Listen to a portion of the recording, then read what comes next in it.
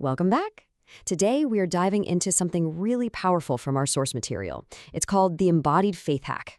So let's just jump right in with a question I know I've asked, and maybe you have too. Why do your affirmations sometimes fail? You say all the right words, you mean it with your whole heart, but something just doesn't click. It feels like you're shouting into the wind. Well, that experience leads us right into our first big idea, which is something called the faith-feeling gap. It's that really frustrating space between what you're declaring with your mouth and what you're actually feeling in your gut. Think about it. You're speaking words of faith, declaring all these positive truths over your life, but that nagging feeling of defeat or anxiety just hangs around. You're saying, I am victorious, but you feel anything but. So what in the world is going on in that gap? Well, it turns out your body has a huge say in the matter, and that brings us to our next section, your body's veto power. This gets right to the heart of why there's such a disconnect. Just look at this. It lays out the conflict so clearly. On one side, in that vibrant gold, you've got your words declaring victory. But on the other side, your body, maybe with slumped shoulders, a heavy sigh, is physically rehearsing defeat. Your brain is getting two totally contradictory signals at the exact same time.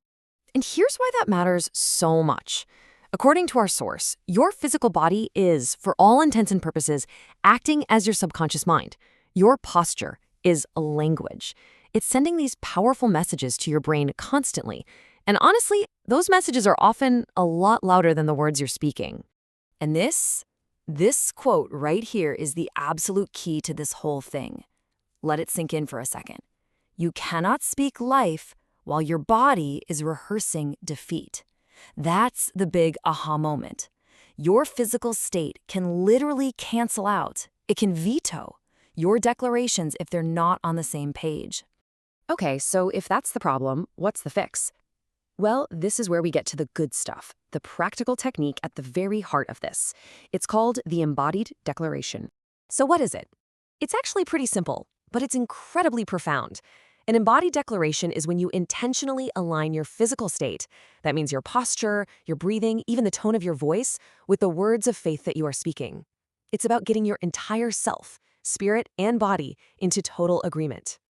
And get this, it's not just a mental trick, it's actual physiology. Look at this chart.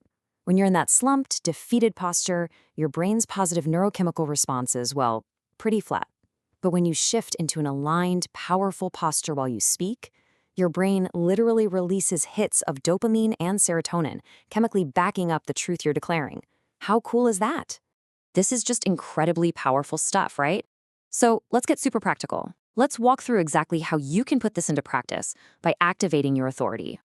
The process is really straightforward. First, you align your posture. Stand up straight, pull your shoulders back, lift your chin. Second, align your breathing. Take deep, steady, confident breaths. Third, align your tone. Speak with conviction, not with a question mark at the end of your sentence. And then, and only then, with everything else in sync, you speak your declaration. Now, the source material offers this really simple but powerful call to action to help you embody this right now. It suggests typing, I agree with God's word in spirit and body. See, it's a physical act, typing, that declares a spiritual decision. It helps to seal the deal. Making this choice, the choice to align your body with your belief, it's a huge step. It's a decision to join what our source calls the transformed 1%. So what does this 1% really mean? It's not about being exclusive. It refers to that small group of people who decide to take active, conscious responsibility for the state of their own minds. They don't just put up with their internal state, they actively choose to transform it.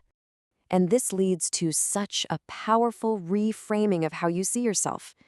You are not broken. You are not behind. You are not failing. No. Instead, the source suggests a totally different label.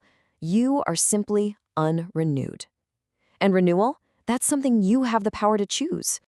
And that is the key takeaway here. Transformation is an active choice. It's not a passive wish. And just by engaging with this, by learning this technique, you've already made a choice. Today, right now, you've chosen to train. So we'll leave you with this final, really thought-provoking question from the source material. Your mind is territory, and you have authority over it. So what's it going to be? Are you going to let it stay a chaotic battlefield of conflicting signals? Or are you going to intentionally cultivate it into a flourishing garden where your faith can actually grow? The choice, as always, is yours.